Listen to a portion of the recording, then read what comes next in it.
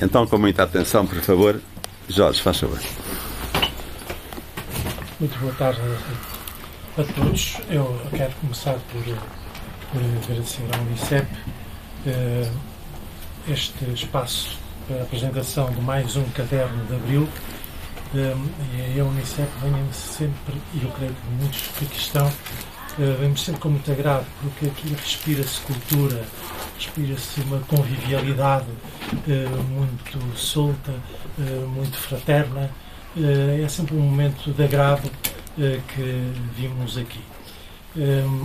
Os cadernos de Abril, e umas palavras também de justificação, porque é o número 6 dos cadernos de Abril. Na verdade, há o Núcleo do Porto da Associação Conquistas da Revolução, tem vindo a editar os cadernos, aquilo que se chama Cadernos de Abril, e esta é uma espécie, uma série especial, porque vai reproduzir os textos das conferências, um ciclo de conferências que se intitula Portugal Abril, os primeiros 50 anos. Eu creio que já diz tudo sobre o sentido destas evocações, e que são também revisitações do passado, mas também interpretação do tempo que vivemos. Os primeiros 50 anos da democracia e da Segunda República. Ires ver que os textos são de grande qualidade. Eu posso pensar se é um lugar comum dizer-se isso. Não. Mas, efetivamente, são de grande qualidade. Todos os textos são uma reflexão sobre o tempo de hoje da comunicação social que invadiu as nossas vidas, de alguma maneira. Aquilo que, digamos, muitos de nós vivemos uma época em que éramos nós que escolhíamos a informação e agora bem podemos dizer que é a informação que nos escolhe a nós. Portanto, mais do que às vezes sujeitos de informação, somos objetos de um meio de comunicação poderoso com um papel muito estruturante nas sociedades em que vivemos. Este ciclo de conferências iniciou-se com uma dedicada à escola democrática, à escola pública, nascida com o 25 de Abril. Ainda não foi editado, será o caderno número 5. Realizou-se uma terceira conferência chamada Sobre a Justiça. Vai ser provavelmente publicada em janeiro e depois seguir-se-ão outras conferências durante o próximo ano. Portanto, este é o primeiro caderno de Abril dessa série especial, embora corresponda à segunda conferência. E antes de dar a palavra a Valdemar Cruz, a quem muito agradeço a sua disponibilidade, porque é um jornalista, também ele, de muita qualidade, que muitos de nós conhecem e aprenderam a apreciar. Antes de dar a palavra, eu queria apenas deixar aqui uma breve evocação de homenagem e pedindo que, enfim, curvemos a memória perante esses 35 jornalistas já que morreram em Gaza. Foram mortos em Gaza. Mas são eles, e os que, felizmente, ainda estão vivos, permitem que continuemos a ter um pouco daquela realidade trágica a que nenhum de nós pode ficar indiferente. É um trabalho extraordinário, o que os jornalistas, que ninguém conhece o nome, mas eles trabalharam afincadamente para que a verdade informativa tivesse lugar, chegasse até nós. É essa palavra de homenagem que eu queria aqui deixar ficar. E agora, vamos lá.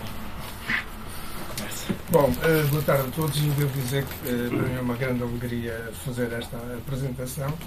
E até uma honra, desde logo que os 4 autores destes trabalhos são todos meus amigos.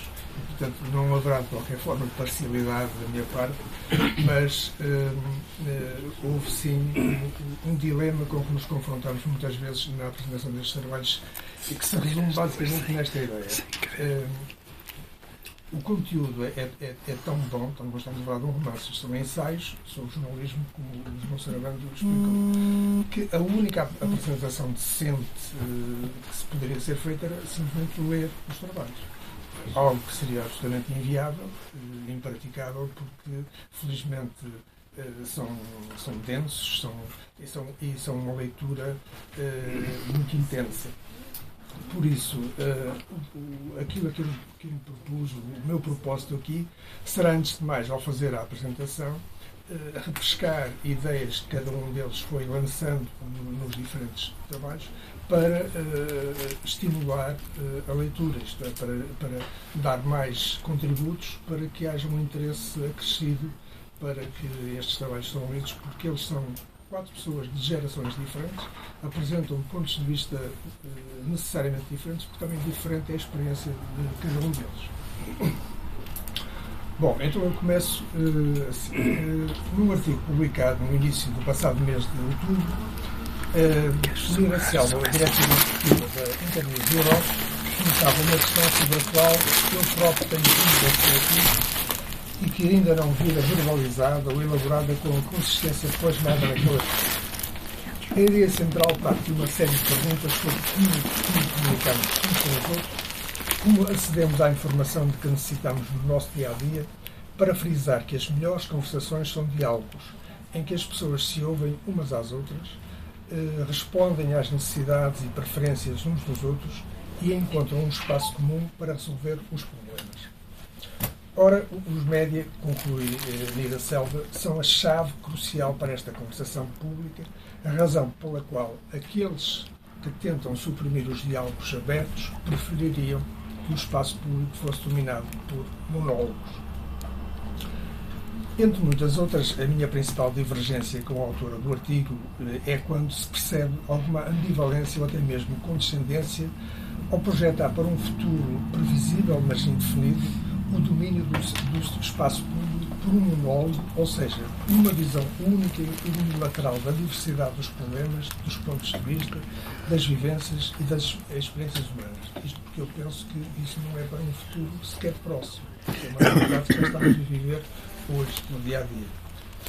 Esta comunicação leva-me a um outro artigo publicado no Washington Post, e como veem, não estou a procurar publicações radicais, subversivas e até um tanto ou quanto clandestinas, é a imprensa geral. Então, este artigo, publicado em julho do ano passado e assinado por Amanda Ripley, escritora, durante uma década jornalista da revista Time e autora de podcasts. O título do artigo constitui por si só um programa capaz de gerar horas de debates. O título é este: Deixei de ler notícias. O problema sou eu ou o produto? Isto é o que lhe pergunta, é uma jornalista com larga experiência. No texto revela ter sido jornalista durante 2 décadas. Tinha como hábito passar horas a consumir notícias. Todas as manhãs lia o New York Times, o Washington Post e por vezes o Wall Street Journal. Além, claro, da revista Time, em que trabalhava, em cuja redação tinha sempre a CNN ligada sem som. Além disso, devorava a New Yorker e, ao tomar banho, em cada manhã não dispensava ouvir a NPR, que é uma espécie de antena 1 dos Estados Unidos. Enfim, é um bocado grosseiro, mas é mais ou menos isso. Só que, confessa, há uns anos alguma coisa mudou. Ela que cobriu furacões, ataques terroristas, quedas de aviões, todo tipo de sofrimento humano, deixou de se interessar pelas notícias. Deixou de se interessar pela voragem do fluxo noticioso. Depressa percebeu não estar sozinha. Mais importante ainda, começou a tomar conhecimento de um facto à partida estranho: a existência de cada vez mais e mais jornalistas com a mesma atitude de evitar os fluxos noticiosos. Surge então a pergunta inevitável colocada pela própria Amanda e que vai direta ao coração do problema. Se tantos de nós, jornalistas, se sentem envenenados pelos nossos produtos, será que há algo errado neles, nos produtos? Em julho do ano passado, um trabalho efetuado pelo Reuters Institute mostrava que os Estados Unidos têm uma das mais altas taxas do mundo de cidadãos a evitarem o contacto com notícias. 4 em cada 10 norte-americanos dizem nunca ou raramente contactarem com as notícias. O facto de tantas pessoas se dizerem afastadas do noticiário não significa isolarem-se de todo de qualquer contacto com o mundo. Procuram outras fontes de informação, como a internet e as suas plataformas e redes, a que eu prefiro apelidar de antissociais, a surgirem à cabeça. Independentemente da sua seriedade ou credibilidade, numa jamais do que estudada procura de espaços capazes de confirmarem as suas certezas. E aqui entramos diretamente numa das questões abordadas pela Joanna Filol, portanto é a autora de um dos textos aqui publicados, quando reflete sobre a qualidade do jornalismo para dizer que a existência de uma imprensa livre passa também, e agora estou a citar, pela qualidade dos leitores que a leem e pela qualidade da cidadania que a envolve. Se a imprensa tem o dever de informar, os leitores têm o dever de estar informados. Afirma Michael Shultz que este dever dos cidadãos se relaciona com a ideia de que, sendo os cidadãos mais informados, serão capazes de criar uma democracia melhor e mais plena. E não há forma de ter uma democracia melhor e mais plena sem um jornalismo forte. Há um papel determinante no jornalismo que tem de ser assumido por todos nós, enquanto leitores e cidadãos. Como opinam dois especialistas norte-americanos, também citados pela Joana, face à imprensa, o cidadão comum não tem já apenas direitos, tem também responsabilidades. Compete-lhes, pensam eles, julgar o trabalho jornalístico e exigir aos jornalistas o cumprimento dos interesses democráticos. Algo que se afigura possível se, antes de mais, não tivermos leitores de imprensa e não existir uma verdadeira educação para a cidadania e a democracia. Trata-se de um aspecto fundamental abordado num outro contexto por Luís Loureiro, autor também de um dos artigos aqui publicados, ao refletir sobre a questão da visibilidade e da verdade construída a partir dessa visibilidade. Segundo a sua tese, com a qual eu concordo em absoluto, o visível hegemónico rouba-nos a possibilidade de ver a realidade a partir de outros prismas, porque há um ângulo único aceitável para credibilizar o que é visível. O que está fora de ângulo de visão admissível não existe, não é aceito, é mesmo rejeitado. E somos, então, cercados com a ideia de que só há uma forma de ver. Aqui chegados, vem-nos imediatamente à memória o exemplo da cobertura mediática da guerra na Ucrânia, que o Luís explora de uma forma tão extensa quanto notável, a partir do conceito sobre preparação da Ucrânia como campo de batalha do visível. Mas já podemos acrescentar, quase ao contrário, o exemplo da cobertura mediática da guerra desencadeada por Israel contra o povo palestiniano, para procedermos à comparação, seja de comportamento dos governantes e das elites políticas, seja da generalidade da comunicação social relativamente a um conflito ou a outro. Face às práticas por nós todos os dias testemunhadas, temos de falar das formas de censura em pleno século XXI e centramos-nos no maior dos paradoxos. A era das tecnologias de informação e do livre acesso a uma infinidade de canais e plataformas é, em simultâneo, o tempo dos mais sofisticados processos de censura e ocultação. Numa era digital, com tanta presença da internet, somos tentados a pedir para esquecer a concepção tradicional de censura baseada nos cortes, no céu de lápis azul, utilizado pelos censores ao serviço da PIB. Ou para esquecermos as intervenções governamentais destinadas a permitir apenas a informação considerada aceitável para ser servida ao público. Essa é, pelo menos, a ideia imposta, desmentida pela prática cotidiana. Como o Luís explorou até o limite a questão da guerra na Ucrânia, eu permito-me introduzir aqui um elemento que é posterior ao debate ou às conferências que aqui todos reuniu e que deu origem a esta publicação. Refiro-me, como já atrás mencionei, à guerra de Israel contra o povo da Palestina. Embora haja um ponto em comum para os analistas, comentadores e alguns académicos, radicado na ideia de um momento bem concreto do calendário tido como uma espécie de origem no mundo, 24 de fevereiro para a Ucrânia, o 7 de outubro para Israel, em tudo o resto, são notórias as dificuldades de articular um discurso comum, desmentido pela realidade das imagens visíveis. Aquelas datas referenciais têm o objetivo claro de impedir uma discussão alargada e abrangente das origens e razões dos conflitos, como se antes nada tivesse acontecido, para assim se justificarem todas as ações presentes e futuras. Em Gaza está a acontecer uma carnificina. Não há outra forma de o dizer, não há como contrariar o óbvio resultado de bombardeamentos sistemáticos transformados em massacres da população residente em Gaza. A guerra israelita em Gaza, disse ao início o diretor do Gabinete do Alto Comissariado para os Direitos Humanos, é um caso exemplar de genocídio. E os governos dos Estados Unidos, do Reino Unido e de grande parte da Europa são totalmente cúmplices deste terrível ataque. Esta frase, tal como a comunicação de António Guterres na ONU, entra no domínio das palavras indesejáveis, aquilo que não pode nem deve ser dito.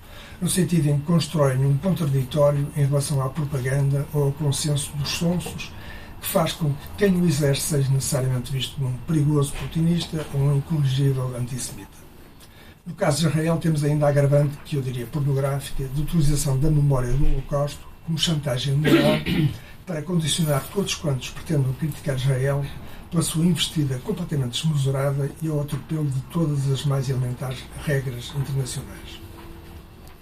Feito este desvio, regressemos ao Luís Loureiro e à sua análise do tratamento dado ao conflito ucraniano, para recordarmos como, e cito, a configuração informacional do campo de batalha ucraniano cedo se alargou para fora das fronteiras do país, atingindo todo o Ocidente.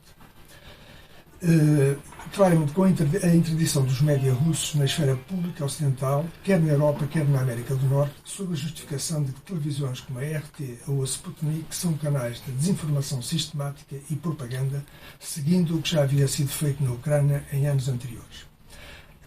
Acontece ainda a intensificação de uma violenta e generalizada censura de conteúdos mediáticos alternativos às perspectivas dos grandes conglomerados, com a interdição de vozes dissidentes ou alternativas, muitas de fontes ocidentais, nas principais redes digitais globais como o YouTube, o Spotify, o Facebook ou o Twitter. Destacar ainda a criação de poderosos e bem financiadas instâncias de comunicação estratégica ao serviço da articulação da comunicação oficial do governo ucraniano e dos aliados ocidentais, como o Shalom Ukraine, financiado diretamente por governos como o americano e o britânico e pela NATO, e a consequente elaboração de cuidadosos planos de comunicação, como as meticulosas cartilhas de boas práticas no jornalismo sobre a guerra, produzidas por organizações de apoio aos jornalistas no terreno, financiadas por governos ocidentais, pela NATO e pela União Europeia e por algumas das maiores empresas internacionais da área da comunicação estratégica, distribuídas e acriticamente seguidas à escala ocidental pelos grandes conglomerados mediáticos. Eu aqui não resisto a citar um episódio testemunhado em direto por mim, seguramente por milhares de outras pessoas, na CNN. Uma noite estava o Major-General Carlos Branco a ser entrevistado na CNN por uma jornalista que eu presumo que é aqui do Porto, mas isso também é irrelevante.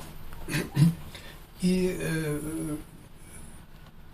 a entrevista, chamemos-lhe assim por comodidade da expressão, estava a seguir um rumo tal que, em determinada altura, o Major-General interrompeu e disse à jornalista que, bom, se é para fazermos um debate, então eu também tenho várias perguntas para lhe fazer.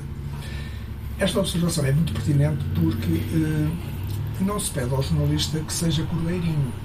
O jornalista pode e deve e tem a obrigação de fazer as perguntas mais incómodas. Só que há uma linha vermelha, que é a partir do momento em que ele passa a ser ele próprio protagonista do que está a acontecer, quando ele se pretende assumir como o outro lado.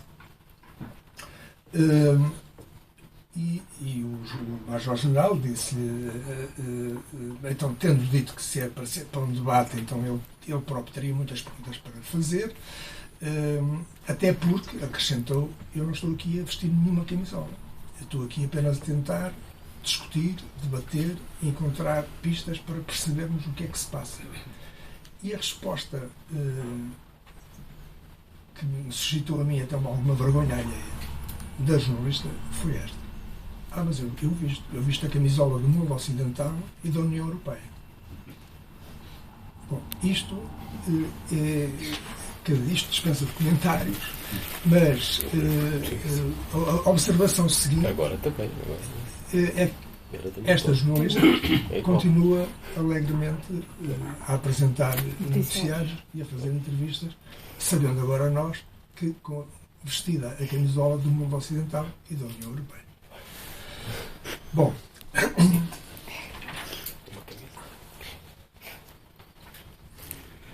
tudo isto só é possível, ou grande parte disto só é possível, devido à excessiva concentração da propriedade dos meios de comunicação social, tema abordado pelo Alfredo Maia, numa muito bem documentada intervenção através da qual nos proporciona uma longa viagem através dos percursos e percalços da liberdade de imprensa como conquista da Revolução de Abril. A concentração da propriedade tem sido um instrumento crucial para formar e formatar a chamada vontade submissa dos cidadãos.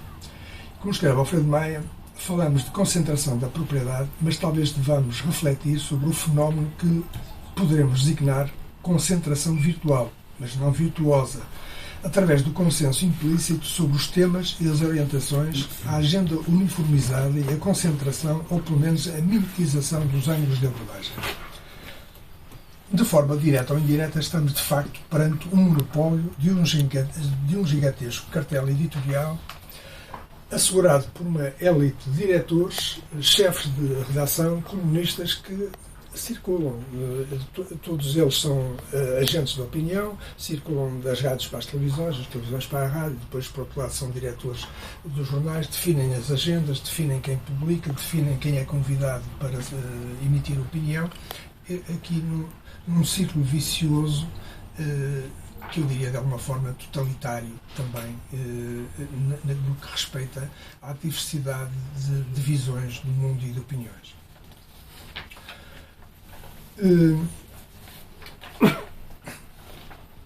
O Alfredo Maia depois dá-nos, e esta parte eu acho extremamente importante que tomem bem nota disto, dá-nos um pouco o retrato da situação a que chegamos em Portugal ao nível nomeadamente da imprensa diária. O Diário de Notícias vende hoje menos 40 mil exemplares do que em 2004, ou seja, um recuo de mais de 93%. O Jornal de Notícias vende menos 103 mil exemplares, um recuo global de cerca de 81%, tendo sido particularmente atingido na circulação impressa com menos 108 mil exemplares. E mesmo o líder, o Correio da Manhã, registra também uma quebra expressiva de 74 mil exemplares, com um recuo de 82%.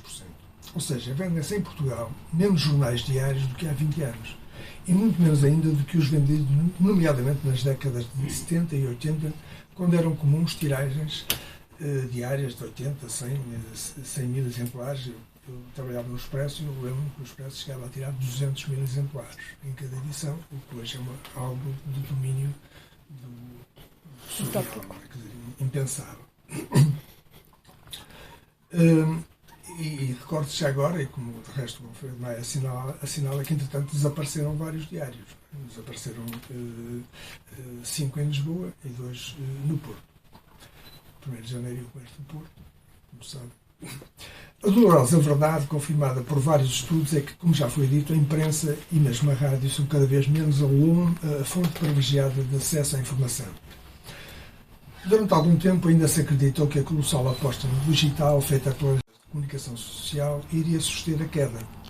Percebe-se cada vez mais que é como tentar parar o vento com as mãos, com culpas diretas das próprias empresas de comunicação social, como muito bem assinala, sublinha a Joana Ascensão, que é a mais jovem jornalista do painel, com a sua recriação de um momento passível de ser vivido em qualquer redação e que não é tão virtual como isso. É evidente que do que se está a falar, em minha opinião, já não é de jornalismo, é de outra coisa ainda inominável, quando é possível fazer um relato como aqui trazido pela Joana, e, ora, isto eu vou ler exatamente o relato que ela fez. Um ministro vai falar e é preciso acompanhar, a partir da transmissão televisiva que lá está. Quando surge a primeira frase que vale a pena do discurso político, publica-se de imediato um artigo no site do jornal e manda-se de baixo a notificação que vai informar os leitores em tempo real do que está a acontecer. 2 horas depois, saem os resultados de um qualquer estudo feito por cientistas e é preciso estar atento e dar primeiro. Fala-se em fazer seguimento a uma notícia dada por outro jornal, verificar se há alguma ponta não explorada que possa ser novidade e, no meio disto, é preciso ver que tema marca a semana para explorar até a náusea. Não se procura o que ninguém tem, mas antes o que toda a gente já está a explorar. É o efeito manada, acrescentou eu em todo o seu esplendor.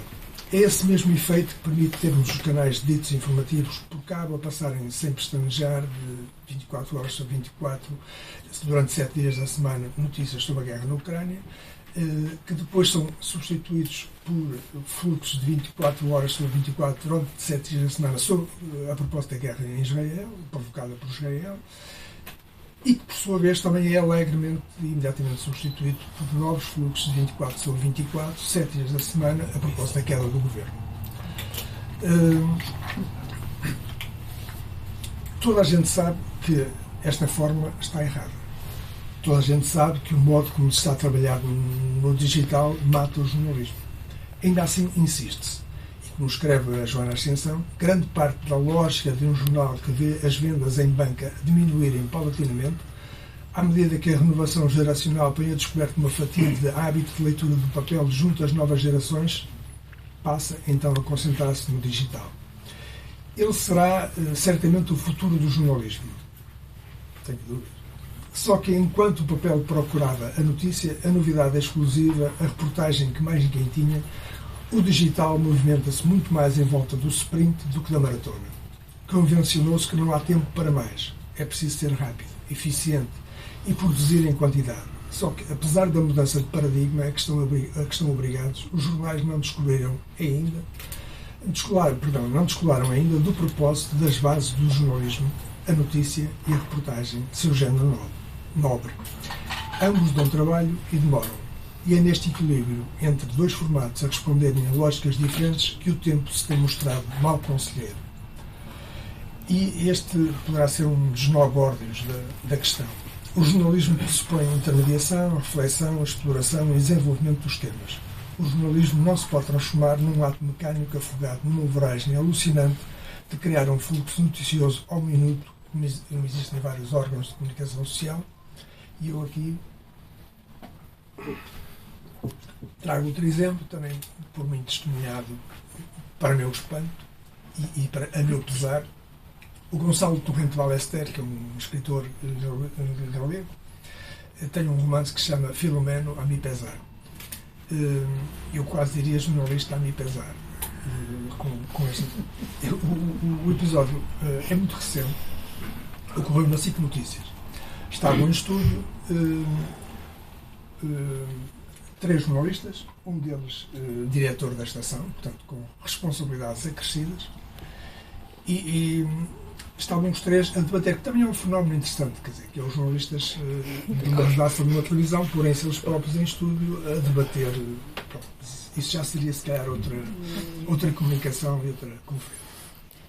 E estando eles todos a debater a queda do governo, o diretor da estação, presente em estúdio, portanto, para mal de muitos pecados, chama-se José Gomes Ferreira, que é terrível, porque é um grande escritor português que se chama, muito anterior a ele, que se chama José Gomes Ferreira, grande poeta, que interrompe o debate para dizer que eu estou aqui a ler no meu tweet e depois um disparate qualquer sobre António Costa. Por acaso, aconteceu que o discreto dele já é tanto no próprio interior da estação que os 2 jornalistas presentes, sendo embora seus subordinados, não tiveram nenhum problema de, no minuto seguinte, lhe estarem a dizer: bem, isso é mentira, isso não tem interesse nenhum, vamos passar à frente. O que já diz muito também do relacionamento ali entre eles. Mas o que me importa aqui é esta situação do jornalista que vê um tweet cair no telemóvel e interrompe imediatamente. Portanto, não há verificação, não há confrontação, não há tentativa de confirmar o que quer que seja, é a voragem do imediato. Nós fomos os primeiros a falar disto.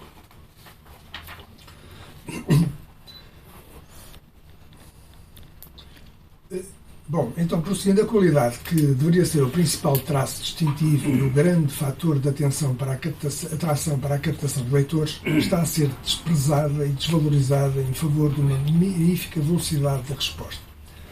O tempo do jornalismo não pode ser o tempo da alucinada corrida de 100 metros ou a alucinada captação de tweets em direto, a ver quem chega primeiro à meta. Desde logo seria necessário definir qual a meta que se pretende atingir.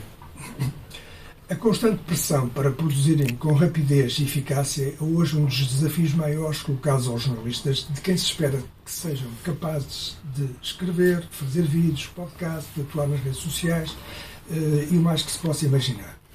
Os resultados desta lógica são desastrosos, como é bom de ver. Como é possível assim narrar bem e com profundidade uma história? Como é possível evitar erros e manter o espírito crítico necessário a qualquer jornalista, nomeadamente para ser capaz de ter disponibilidade para verificar os factos que reporta? Nesta dinâmica em que está fica a capacidade de resistir a todo tipo de pressões, a começar pelas internas. Estão os jornalistas à vontade para tratar de temas mais sensíveis e exteriores ao convencional ou ao que as agendas determinam? E o que dizer da pressão concreta ou subliminar para que sejam produzidos conteúdos capazes de gerar cliques? Muitas vezes só existentes devido à exploração sensacionalista de títulos afastados da realidade noticiada. Justifica-se então voltar à Joana Filol, que a partir da sua dolorosa experiência de denúncia de um caso de flagrante plágio num dos principais jornais diários portugueses, que eu não vou agora aqui retomar, mas que aqui no texto é muito útil que seja lido com atenção. Então, ela viu-se confrontada não apenas com a indiferença, mas com objetivas tentativas de ocultação de algo que se situa entre uma das mais graves acusações que se pode fazer a um jornalista. Por isso, e bem, pergunta, o que fazem os próprios jornalistas para se defenderem enquanto classe. Se não acredita que uma sociedade que não lê jornais nem incentiva as gerações mais novas a lê-los seja uma sociedade capaz de manter abril, também não acredita que um jornalismo que não aplica a si próprio os critérios que aplica e lança a interrogação, e será que aplica ao resto da sociedade, e que põe questões corporativas à frente da missão de que ele o incumbe, ofereça garantias de proteger a liberdade de imprensa. Como podem os jornalistas ser sentinelas de uma sociedade se não o são de si próprios? Eu tenho noção de que grande parte desta minha intervenção andou à volta de uma certa ideia de pessimismo em relação a tudo isto. Portanto, eu não queria terminar com uma nota de pessimismo, portanto, terei até porque tudo é contrário a todo o espírito de Abril, que é o de otimismo e não desistir e continuar. É esse mesmo o espírito de Abril, e é também a capacidade de perceber que mesmo nas situações mais desesperadas e na aparência irresolúveis, o fascismo era uma situação aparentemente irresolúvel e desesperada, há sempre alguém que diz não e vai tentar derrubar convenções, verdades estabelecidas, políticas assimiladas como únicas e sem alternativa. Essa é uma forma lógica das conclusões do Luís Loureiro ao recuperar exemplos de jornalistas que souberam dizer não, souberam remar contra a corrente. A história do jornalismo de guerra, escreve, conta-se também através das vozes dissidentes. Foi o corajoso jornalismo de investigação de Seymour Hersh que revelou ao mundo, por exemplo, o massacre de My Lai na Guerra do Vietnã. Foram grandes jornalistas como John Pilger ou Max Stahl que não deixaram que o mundo voltasse de costas às atrocidades cometidas pela ditadura indonésia em Timor-Leste. Foram Julian Assange e a Wikileaks que permitiram que o mundo visse os crimes de guerra que os Estados Unidos e o Reino Unido cometeram em cenários como o Afeganistão ou o Iraque. Em todos estes atos há um trabalho de radical reconfiguração do visível que permitiu depois, através do questionamento público, a revisão e até, passado algum tempo, a reversão de políticas belicistas. Esta reconfiguração do visível não foi possível sem corajosos atos de resistência. A questão, e prossegue o Luís, não se coloca, portanto, aos jornalistas em si. Sabemos que há e haverá sempre alguém que diz não. A questão coloca-se às condições objetivas e subjetivas de que os jornalistas e quaisquer outros cidadãos hoje dispõem para que idênticos atos de coragem produzam idênticos resultados. Hoje, aquilo a que assistimos já não pode apenas ser descrito pela palavra hegemonia. Hoje, aquilo de que somos vítimas é de um verdadeiro esmagamento. Nesse sentido, a violência simbólica de estruturas discursivas hegemónicas transmuta-se em violência efetivamente exercida. E não há uma forma de politicamente escaparmos a este problema, concluiu Luís Loureiro. Ou talvez possa haver. talvez seja o momento de recuperar o espírito de abril, de resistência, de capacidade de dizer não, de vontade e força para moldar uma realidade que parecia imutável. E para isso todos os contributos serão necessários e, entre muitos outros, infinitamente outros seguramente, mas um deles passará seguramente, como escreve o Alfredo Maia, pela ideia de relançar o debate e a propositura acerca da necessidade de criação de um jornal diário de capitais exclusivamente públicos que oponha a lógica exigível do pluralismo e da diversidade à lógica da dominação ideológica e pensamento único e coloque o interesse público acima dos interesses mercantis e de grupo. Eu diria que já existem algumas tentativas, umas melhor conseguidas, outras não tanto, não ao nível do jornal diário, não ao nível da dimensão de um jornal diário impresso, que essa é também uma questão que sabemos que é de grande dificuldade de concretização, mas não podemos desvalorizar, por exemplo, o papel do Le Monde Diplomatique, com a versão portuguesa, que é mensal, apresenta uma outra abordagem dos problemas, mas temos alguns projetos digitais que merecem toda a atenção. Estou-me a lembrar, por exemplo, o Jornal 74, com acesso gratuito. O jornal cuja aposta é o jornalismo de investigação, fazem longuíssimas investigações, muitíssimo bem fundamentadas, algumas delas depois recuperadas pelos jornais convencionais para serem publicadas nos jornais convencionais. Tem um problema, é o financiamento, como sempre. Eles vivem de apoios que leitores vão dando, às vezes recorrem apoios às estruturas de algumas internacionais que também dão algum apoio. Há um outro projeto que é mais, se quisermos, tipo radiofónico, mas que é o Fumaça. Ambos projetos são projetos progressistas, com uma visão democrática da sociedade e marcados pelo rigor e pela vontade de ir cada vez mais longe na investigação. São estruturas sem fins lucrativos, de livre acesso, em que se incluem ainda também o divergente, vivem dos apoios que possam ser dados por leitores e outros patrocínios que vão sendo angariados, o que é manifestamente curto, e daí fazer todo o sentido essa tal reflexão que o Alfredo Maia propõe de, a sério e com outras instituições envolvidas, se refletir na necessidade de um espaço democrático e pluralista ter um órgão de comunicação social credível e fiável. Eu termino, por isso, com um breve excerto de um artigo publicado na passada quinta-feira, precisamente pelo 74, e assinado pelo escritor palestiniano Salim Haddad.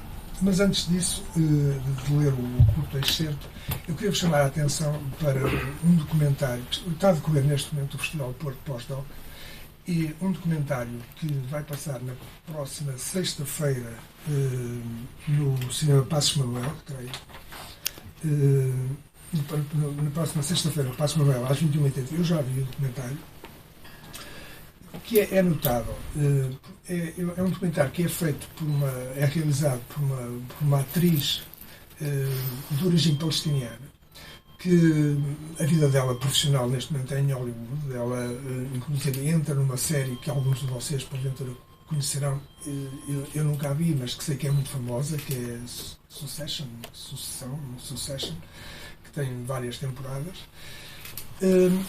E ela faz algo que, sendo aparentemente simples, e para quem leia a resenha do documentário, não é muito estimulante, provavelmente não irá ver, porque ela, então, pega num álbum de família, a partir da bisavó, e começa a contar a história da família dela, a partir da bisavó, da mãe, da avó, da mãe e das tias. São sempre mulheres, só que a história daquelas mulheres é a história da Palestina, é a história da invasão de Israel, é a história do martírio daquele povo.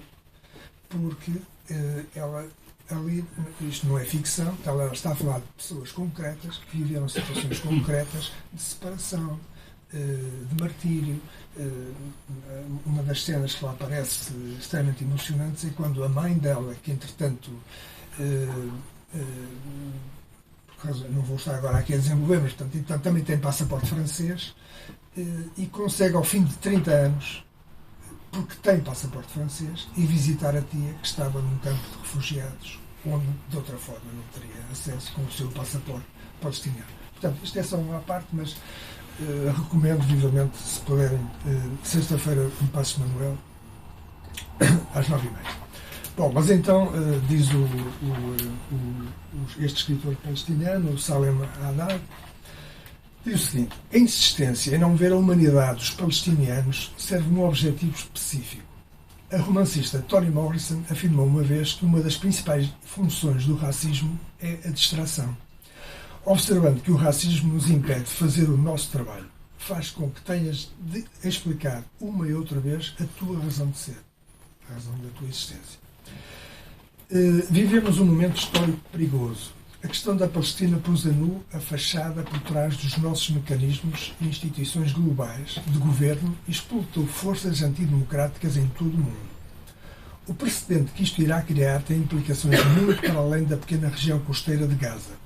Mas estamos também num momento de grande esperança e oportunidade, porque somos uma multidão. As nossas lutas pela libertação são diversas e ainda assim intrinsecamente ligadas. E é com confiança que devemos prosseguir esta causa moral e justa.